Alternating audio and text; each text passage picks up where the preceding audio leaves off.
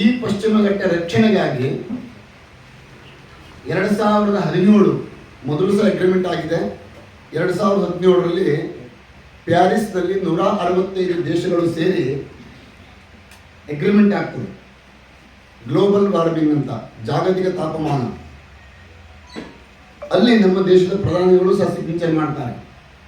ಇಲ್ಲಿಯ ದೇಶದ ತಾಪಮಾನ ರಕ್ಷಣೆಗಾಗಿ, ಇಲ್ಲಿಯ ಪರಿಸರ ರಕ್ಷಣೆಗಾಗಿ ನಾವು ಬದ್ಧರಾಗಿದ್ದೇವೆ ಎನ್ನುವಂಥದ್ದು ಅಗ್ರಿಮೆಂಟ್. ಆ ಅಗ್ರಿಮೆಂಟ್ ಕಾಪಿ ನಮ್ಮ ಹತ್ರ ಉಂಟು. ಅವರಲ್ಲಿ ಹಸ್ತಾಕ್ಷರ ಮಾಡ್ತಾರೆ. ಆದರೆ ಇಲ್ಲಿ ಮಾಡ್ತಾ ಇರೋ ಕೆಲಸ ಏನು?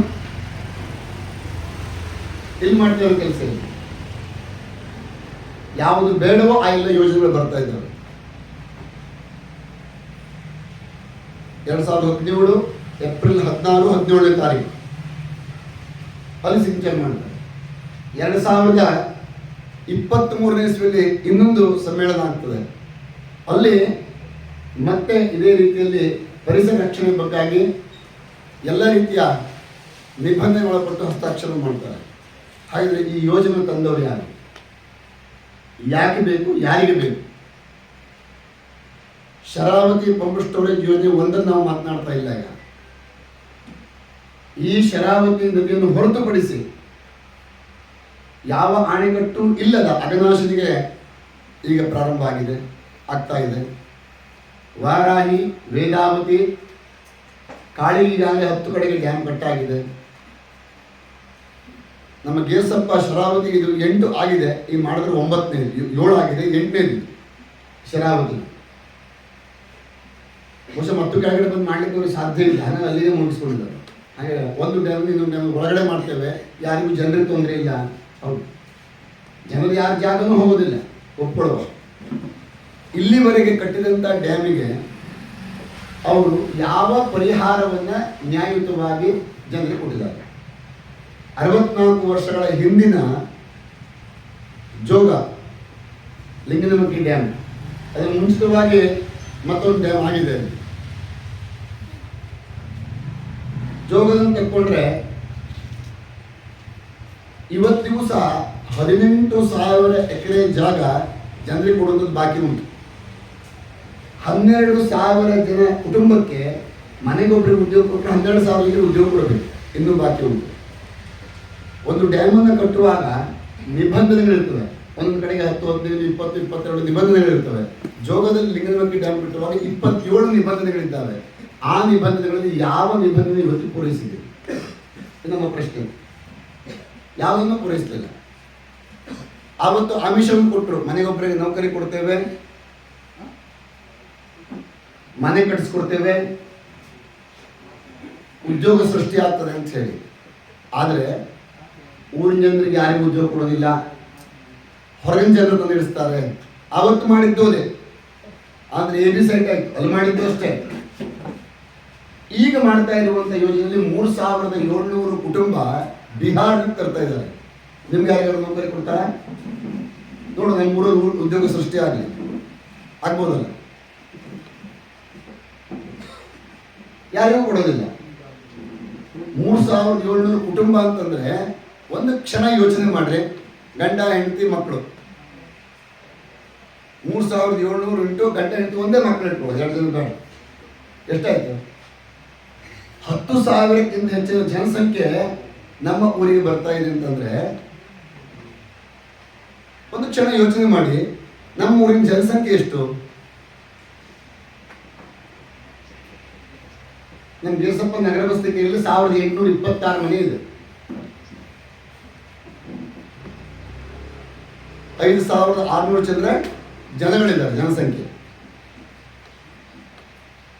ಇದಕ್ಕಿಂತ ಹೆಚ್ಚು ಅಂದ್ರೆ ಒಂದು ಊರಿಗಿಂತ ಹೆಚ್ಚಿನ ಜನಸಂಖ್ಯೆಯಲ್ಲಿ ಬರ್ತಾರೆ ಅಂತ ಅರ್ಥ ಅಲ್ವಾ? 3,700 ಜನ ಅಂತಂದ್ರೆ 1,200 ಗ್ರಾಮಗಳು ಸೇರಿದಾಗ, 2 ಪಂಚಾಯತ್ ಸೇರಿದ ಜನಗಳು ಒಂದು ಸ್ಥಳಕ್ಕೆ ಬರ್ತಾ ಇದ್ದಾರೆ ಅಂತ ಇದೆ.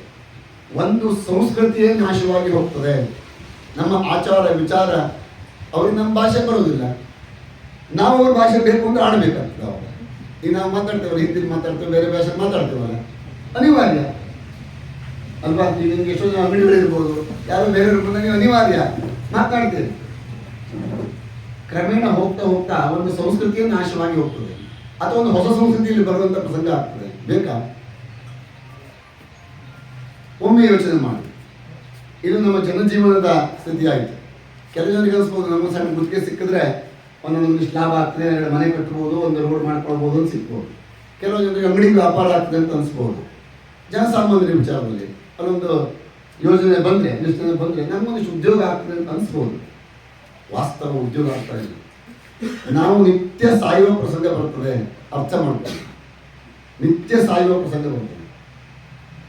ಬಹುಶಃ ನೀವೆಲ್ಲ ಈ ಬಹುಶಃ ಏಪ್ರಿಲ್ ತಿಂಗಳಲ್ಲಿ ಅಲ್ವಾ, ಮಾರ್ಚ್ ಏಪ್ರಿಲ್ದಲ್ಲಿ, ಈಗ ಬಹುಶಃ ಅಷ್ಟು ಮುಂದೆ ಹೋಗೋದು ಬೇಡ, ಡಿಸೆಂಬರಿಂದ ಶುರು ಆಗ್ತಾ ಉಂಟು.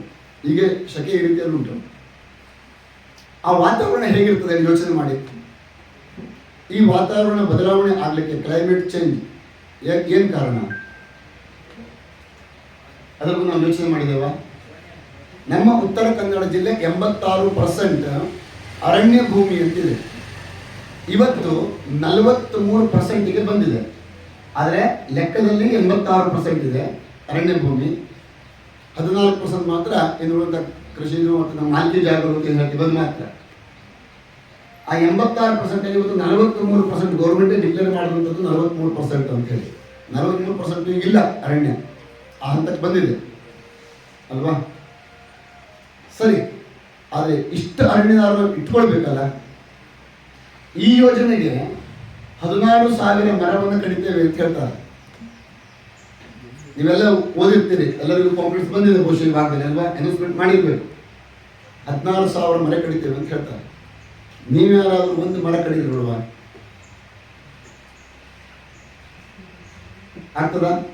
ಸಾರ್ವಜನಿಕರ ಅನುಕೂಲ ಆಗುವ ರಸ್ತೆಗೆ ಅಡ್ಡ ಬಂದಿರತಕ್ಕಂಥ ಒಂದು ಟೊಗೆ ಕಡಿದೆ ತಕ್ಷಣ ಬರ್ತದೆ.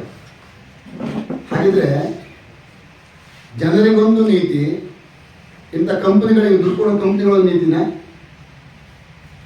ಇಲ್ಲಿ ನಿಮ್ಮ ಮರ ಕಡ್ಕೊಡ್ಲಿಕ್ಕೆ ಅಥವಾ ಜನರಿಗೆ ಅನುಕೂಲ ಆಗ್ತದೆ, ಅವರ ಮನೆ ಮೇಲೆ ಬರ್ತಾ ಉಂಟು, ಅರ್ಜಿ ಕೊಟ್ಟರು ಸಹ ಮರ ಕಡಿಯೋದಿಲ್ಲ ಅವರು.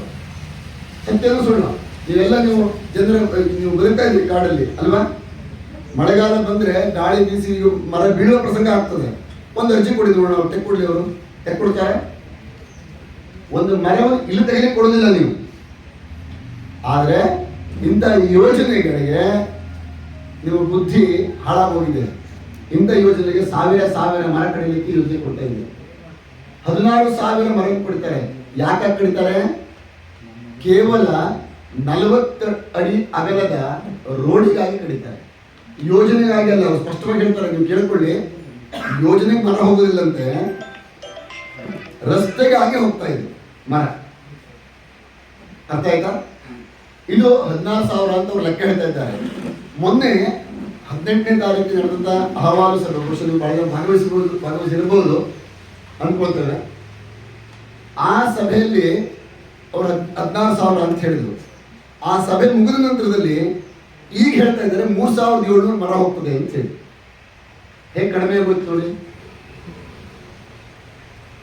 ಇದಾದ ನಂತರದಲ್ಲಿ ಫಾರೆಸ್ಟ್ ಇಲಾಖೆ ಸಂಬಂಧಪಟ್ಟಂತೆ ರೀತಿ ಡಿಪಾರ್ಟ್ಮೆಂಟ್ ಒಂದು ಪೋರ್ಟಲ್ ಇದೆ, ವೆಬ್ಸೈಟ್ ಅಲ್ವಾ? ಅದರಲ್ಲಿ ಪರಿವೇಶ ಅಂತ ಒಂದು ಬರ್ತದೆ. ಅದರಲ್ಲಿ ಒಂದು ಕಡೆ ಹಾಕಿದ್ದಾರೆ 14,000 ಮರ ಅಂತ ಹೇಳಿ, ಇನ್ನೊಂದು ಕಡೆ ಪ್ರಪೋಸಡ್ ಪ್ರಾಜೆಕ್ಟ್ ಅಂತ ಹೇಳಿ ಹಾಕ್ತಾರೆ. ಶರಾವತಿ ಪಂಪ್ ಸ್ಟೋರೇಜ್ ಇದಕ್ಕೆ ಪ್ರಪೋಸಲ್ ಪ್ರಾಜೆಕ್ಟ್ ಅಂತ ಹಾಕ್ತಾರೆ. ಅದರಲ್ಲಿ 1,20,000 ಮರವನ್ನು ತೋರಿಸಿದ್ದಾರೆ. ನಾವು ದಾಖಲೆ ಇಟ್ಕೊಂಡಿದ್ದೇವೆ ಇಲ್ಲಿ. ದಾಖಲೆ ಈಗ ಬೇಕಂದ್ರೂ ತೋರಿಸ್ತೇವೆ. ಯಾರು ಆನ್ಲೈನಲ್ಲಿ ನೋಡ್ಬೋದು, ಆನ್ಲೈನಲ್ಲಿ ಎಲ್ಲರೂ ನೋಡ್ಬೋದು. 1,20,000 ಮರ ಅಲ್ಲಿ ತೋರಿಸ್ತಾರೆ. ಯಾವುದು ಸತ್ಯ? ಯೋಚನೆ ಮಾಡಿ.